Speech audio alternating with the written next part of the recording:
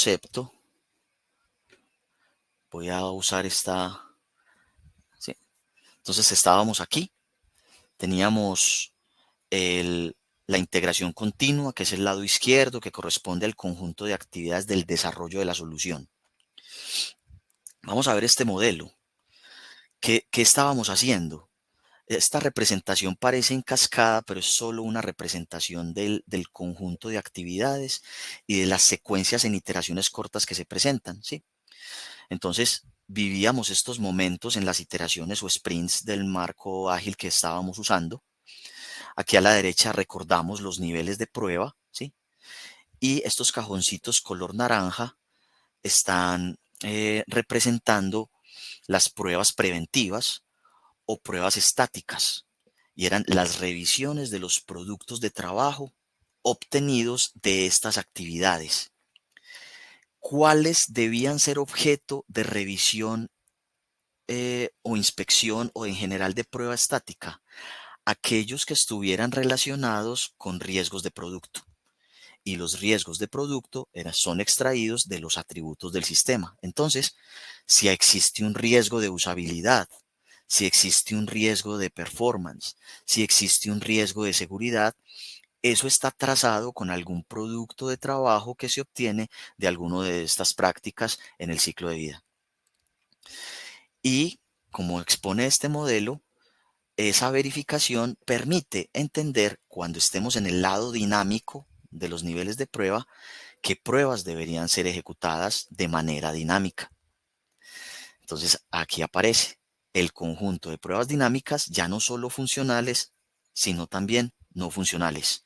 Y no solo a nivel de sistema, sino en todos los niveles. Integración y unitarias por parte del equipo de desarrollo, pruebas de sistema por parte de los analistas de pruebas y pruebas de aceptación por parte del usuario. Pero como estamos en DevOps, era muy importante considerar que esas pruebas dinámicas pudieran ser automatizadas. Y me remito también, como otros compañeros en estas ponencias lo han hecho, a la pirámide de pruebas de Mike Cohn. Al referenciarnos a esta pirámide y manteniendo este modelo de verificación y validación continua, pues nos dimos cuenta de la importancia que tenía empezar a prestarle más atención a las pruebas unitarias y que esas pruebas unitarias tuvieran una cobertura suficiente. Y para poder lograrlo, incluimos este cuadrito naranja a nivel de código para revisión estática de código con herramientas como, por ejemplo, SonarQube. Entonces, ¿qué estábamos logrando con esto?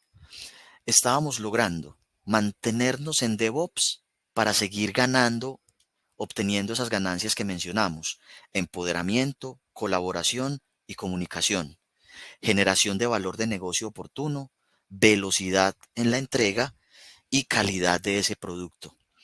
Así, usando los atributos del sistema que están en la norma ISO 25010, donde están los atributos funcionales y no funcionales, identificar los riesgos asociados a esos atributos eran riesgos de producto. Y aprovechando las actividades de las pruebas estáticas y dinámicas, crear las acciones de mitigación.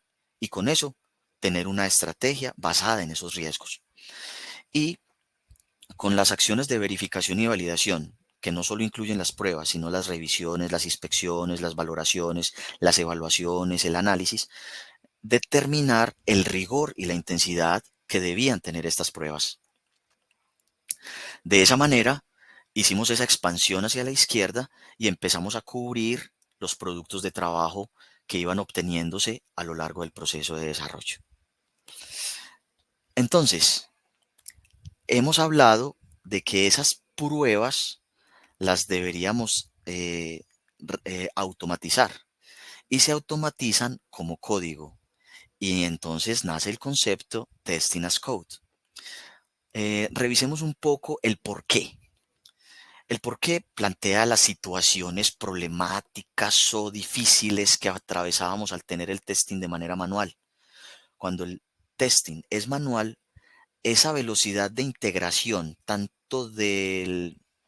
esa velocidad de la integración, tanto continua integración continua como la velocidad del despliegue continuo se ve afectada, se ve afectada.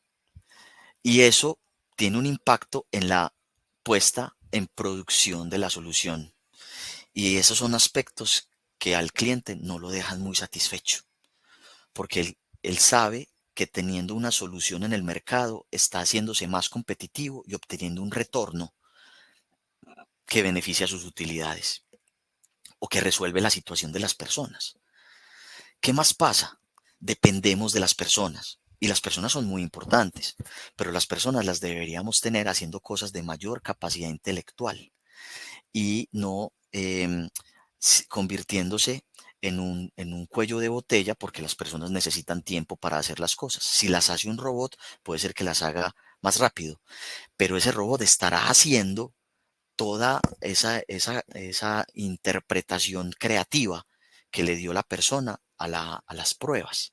Bien, también era más fácil, era más probable que la persona se equivocara, hiciera la prueba de manera incorrecta, usara los datos equivocados o alguien deshabilitó los servicios y la prueba se tuvo que aplazar.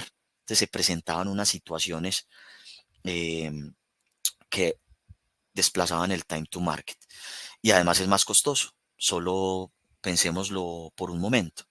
Tienes un conjunto de pruebas, ya las ejecutaste, te tomó una semana ejecutar todos los casos de prueba que habías diseñado, alguien inyectó un cambio importante y se tomó la decisión de hacer una regresión completa, vas a necesitar una semana de nuevo para ejecutar los mismos casos de prueba. Y algunos casos de prueba tendrán que ser nuevos, y así que necesitas tiempo para diseñarlos. Y algunos casos de prueba tendrán que ser modificados y vas a tener que usar tiempo para modificarlos. En cambio, consideramos en esta propuesta, a partir del conocimiento, la experiencia y la práctica, que si el testing se trata como un código, pues entonces se aprovecha en el testing la evolución que ha tenido a nivel de prácticas el desarrollo de código. ¿Cierto? Que requiere un almacenamiento, un versionamiento, ¿cierto? Y que nos permite ganar consistencia del producto y confiabilidad del producto. Podemos hacer los cambios de manera más veloz y mantener un control adecuado de las versiones. Podemos ser más veloces y hacer transferencias de los ambientes de manera más eficiente. Si yo tengo el testing como código, yo hago más testeable el producto de manera dinámica y baseo en términos de código, en casos de prueba como código, los resultados de mi aprendizaje y mi entendimiento, resultado de la prueba estática. Puedo almacenar esos segmentos de código en un repositorio que puede ser luego usado por un pipeline para convertirse en un quality gate dentro de la integración continua. Puedo reusar las pruebas automatizadas o como código de un proyecto en otro en el que está comprometida la misma funcionalidad o el mismo sistema. Y en resumidas cuentas, una palabra muy importante en el mercado actualmente es productividad. Vamos a mejorar la productividad. Indiscutiblemente, automatizar, hacer que el testing sea como código, requiere un esfuerzo, un entendimiento, que es una inversión importante al principio del proceso. Y luego empieza a generar retorno en una heurística que va desde la decimosegunda ejecución de ese código. O sea que si usted hace una automatización hoy y la va a ejecutar más de 12 veces, es una automatización que vale la pena construirla y va a generar el retorno esperado. Estos son los beneficios entonces de tratar las pruebas como código, de automatizar tanto como sea posible y de abordar eh, la automatización como primera instancia estratégicamente. Y ahí voy a reforzar la estrategia basada en riesgo. El hecho de automatizar te permite gestionar los riesgos más temprano y de manera más continua. Esto se conoce como DevTestOps. ¿Qué es entonces Testing as Code? Task es una estrategia de pruebas donde están las pruebas funcionales y las no funcionales, basada en riesgos que son de producto, extraídos de analizar los requisitos de los atributos